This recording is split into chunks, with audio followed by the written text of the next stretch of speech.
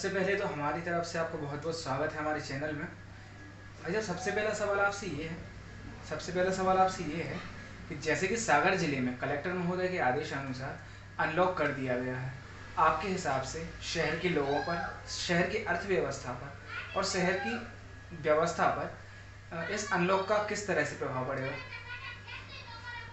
सबसे पहले मैं चाहूँगा कि भगवान इस तरीके की विपदा से ये शहर जल्दी से जल्दी अनलॉक हो जाए, क्योंकि जिनके भरोसे यह शहर है वह महफूज नहीं है।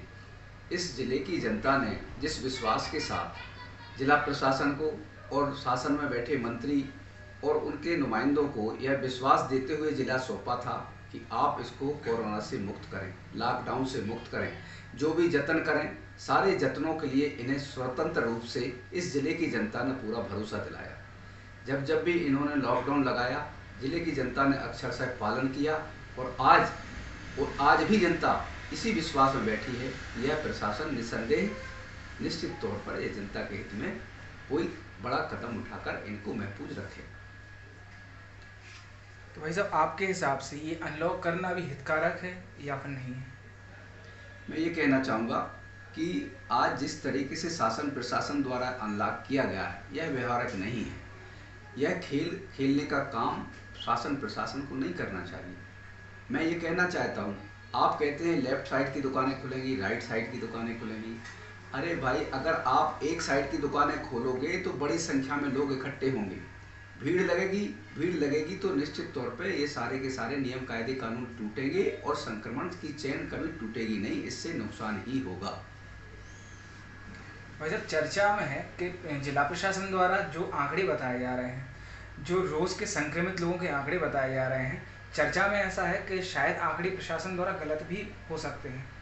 निस्संदेह ये बात स्वयं माननीय मुख्यमंत्री श्री शिवराज सिंह चौहान की वीडियो कॉन्फ्रेंस के दौरान उनके खुद के जिम्मेदार वल्लभ भवन में बैठे अधिकारियों ने इस बात की पुष्टि कर दी है कि जिला प्रशासन संक्रमित की आंकड़ों को छुपा रहा है, संक्रमित से मौतों के आंकड़े छुपा रहा है और इस तरीके से आम लोगों की जान जोखिम में डाल रहा है। ये बेहद शर्मनाक बात है। आम जनता द्वारा यह भी कहा जा रहा है कि प्रशासन केवल और केवल निकाय चुनाव और पंचायत चुनावों को ध्यान में रखकर अनलॉक खोलने का प्रयास कर रहे हैं। तो यह बात आपके हिसाब से कहाँ तक सच है? ये भारतीय जनता पार्टी है, इसका चरित्र आप देखेंगे तो यह इसका चरित्र रहा है लोगों की अस्मत से खेलना, लोगों की जान से खेलना, जान पे खेलकर उनको धार्मिक भावनाओं से, तमाम सारी व्याधियों से, कष्टों से जूझने के बाद इन पर राजनीतिक रंग देकर अपना उल्लू सीधा करना, ये भारतीय जनता पार्टी का चरित्र रहा है। और निसंदेह मैं कहना चाहता हूँ, इसके पीछे भी जिस तरीके से अनलॉक करने को लेकर जो क्राइसिस कमेटियां बनाई गई हैं वार्ड स्तर पर, पंचायतों स्तर पर, इसमें इस बात की झलक देखने को मिलती है कि भारतीय जनता पार्टी ने सत्तारूढ़ दल में होने के कारण इन कमेटियों में अपने ही लोगों को शामिल करा दिया है, जिस वजह से इस बात को कहने में मुझे कोई हिचक नहीं कि वह आने वाले नगरीय निकाय इलेक्शन और पंचायत इलेक्शन में इसका इस्तेमाल करना चाहती है, लेकिन यह इसमें सफल होने वाली नहीं है। जब आपके हिसाब से अनलॉक की सही व्यवस्था क्या हो सकती है? अनलॉक को लेकर मैं ये कहूँगा, सबसे पहले यह शासन प्रशासन जिन दुकानदारों को यह काम सौंप रहा है कि वह दुकानदारों से आम जनता जाके सामग्री खरीदे, तो सबसे पहले वह दुकानदार को वैक्सीनेशन होना चाहिए, उन दुकानदारों के परिवारों का सर्वे होना चाहिए। जिन दुकानों से छोटी छोटी दुकानों पर जाने वाली सामग्री है, वह पूरे के पूरे लोगों का, चूँकि 50 दिन हमने दिए हैं, 50 दिनों में पूरे जिले के आसानी से लोगों का डोर टू डोर सर्वे होकर यह अंदाजा आसानी से लग जाता कि इस जिले में कितने लोग को संक्रमण की संदेह है, कितने लोग निसंदेह सुरक्षित हैं।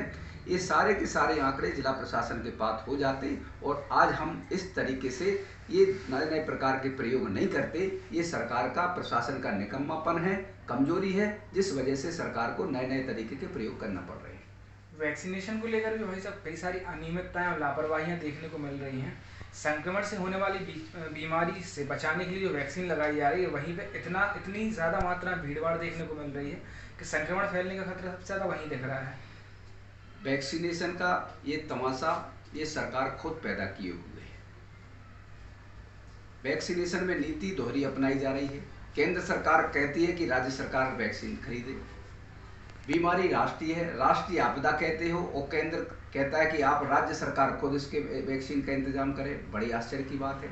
दूसरी ओर जहां हम यहाँ वैक्सीनेशन की बात करते हैं तो यहाँ जिला स्तर पर देखने में आ रहा है कि नौजवानों को आपने अलग से टाइम दिया कि आप बेरोजगार जो 18 से 44 के लोगों को वैक्सीनेशन होगा। वैक्सीनेशन कैसे होगा? आज सृष्टि चौधरी करके हमारी एक भांजी है, उसने परसों के रोज एक वैक्सीनेशन का स्लॉट बुक किया। शाम को 4:45 वह बुक करती है। बुक करने के बाद टाइम मिलता है उसको 1 से 3 का वैक्सीनेशन का। ये तो आपके वैक्सीनेशन के जो स्लॉट बुक किए जा रहे हैं उनके हाल हैं। इन हालातों में युवाओं के साथ मजाक किया जा रहा है। युवाओं की जान खतरे में है, उन्हें जान जोखिम में डालकर यह सरकार कायाकल्पित करते हुए मानवता से खेल रही है, जिसकी कांग्रेस पार्टी घोर निंदा करती है। जब सागर की जनता के लिए आप क्या संदेश देना चाहेंगे? मैं सागर के लोगों से यही निवेदन करना चाहता हूं कि कोरोना जैसी महामारी में हम सरकार के साथ हैं, सरकार के उपायों के साथ हैं, लेकिन यह नियत में बदलाव लाएं और सरकार द्वारा और हमारे जो वैज्ञानिकों द्वारा दी गई सलाह है, मास्क पहने, 2 गज की दूरी बनाए रखें, सुरक्षित रखें, जिससे कि हम इस महामारी से दूर रह सकें, महफूज रह सकें। यही मैं सारे जिले की जनता से और प्रदेश की जनता से निवेदन करना चाहूँगा।